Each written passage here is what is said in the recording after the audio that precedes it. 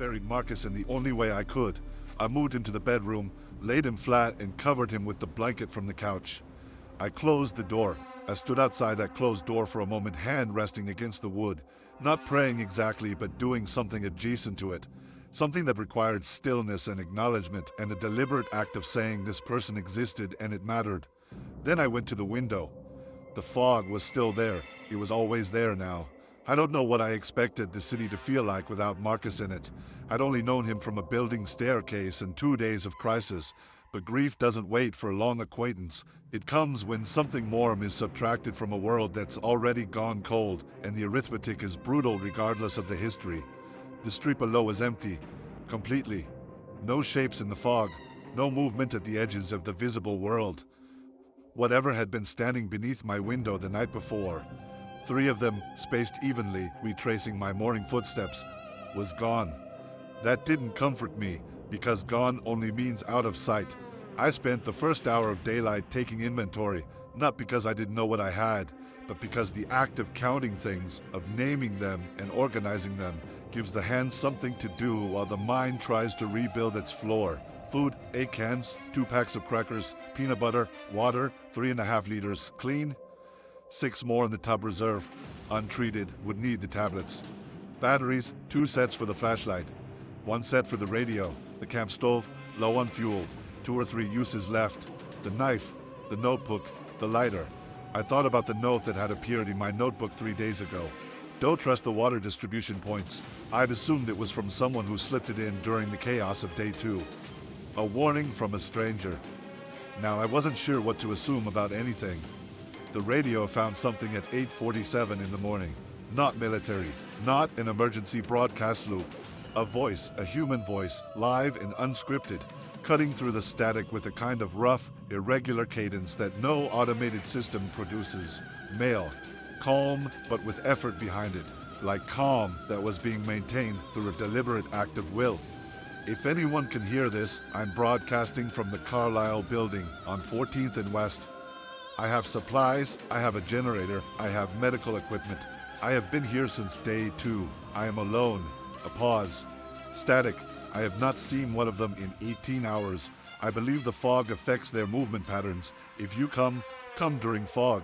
I repeat, come during fog. The building is accessible from the parking structure on the west side, 3rd level, the pedestrian door. Another pause. Then, quieter. Please, I'm asking someone. Anyone, please come. I sat with the radio in my lap and listened to it cycle through that same transmission 3 more times on a slow loop. A generator. Medical equipment. Someone who'd survived 6 days with knowledge of how the creatures moved. Every logical instinct I had said go. 14 blocks was walkable. The fog was thick this morning. Thick enough, if the man on the radio was right, to mask movement. I had the map in my head from years of living in this neighborhood. I knew the route. But Marcus's words were still in me. Organized, like they were clearing a grid. Things that search in grids don't do so randomly. They do it because grids work, because they are efficient, because someone or something understood the geometry of it. I sat for a long time. Then I packed my bag, put the knife on my hip, and left the apartment. The street at ground level felt different than it did from the window. The fog had a presence at eye level that it didn't have from above. A physical quality, like moving through something that was almost but not quite air. Cold, slightly resistant. It muffled sound the way fresh snowfall does, absorbing it before it could travel. I moved north toward 14th. I stayed close to walls. I stopped at every corner and listened for a full 30 seconds before turning. I breathed slowly through my nose, keeping the exhales quiet. The city was vast and empty in every direction. Not one person, not one sound of human origin. On the 3rd block, I passed a coffee shop I used to go to on Saturday mornings. The glass was intact. The chairs were still stacked on tables the way they'd been before opening on day 1.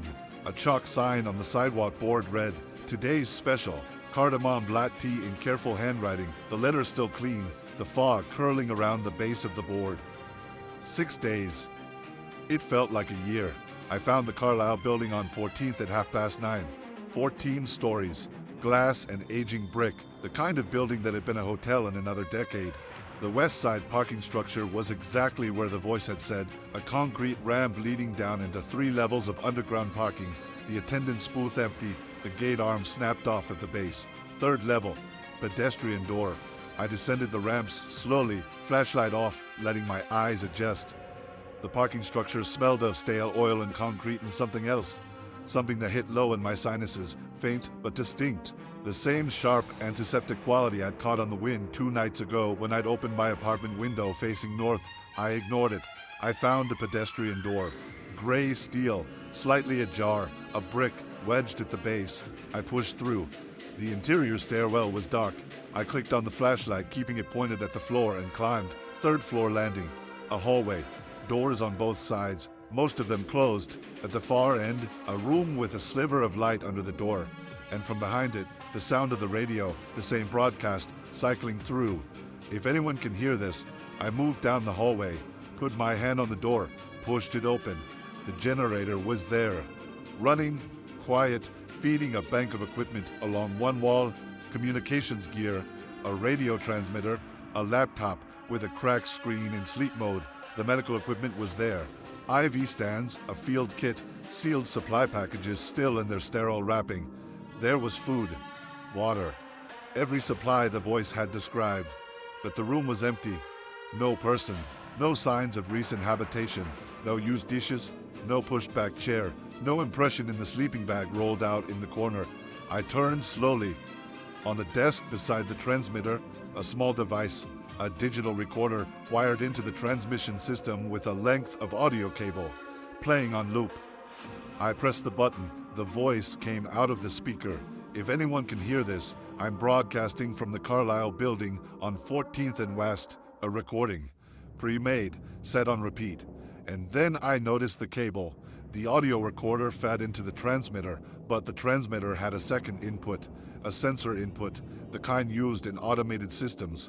And wired into that port was a thin cable that ran across the desk, down the wall, and through a small hole drilled in the baseboard. Into the space behind the wall, I crouched and looked at the cable where it disappeared into the hole, around the edges of the drill point, scratched into the dry wall in small, irregular marks, not written, not carved deliberately, but pressed into the surface, like something dragged a point across it repeatedly. A pattern. The same pattern, repeated 6 times across the baseboard, 3 lines, evenly spaced, like a grid. The transmission wasn't a survivor calling for help. It was a signal designed to bring survivors here, and something had already been here, wiring it, setting it, waiting, before I ever turned on the radio this morning.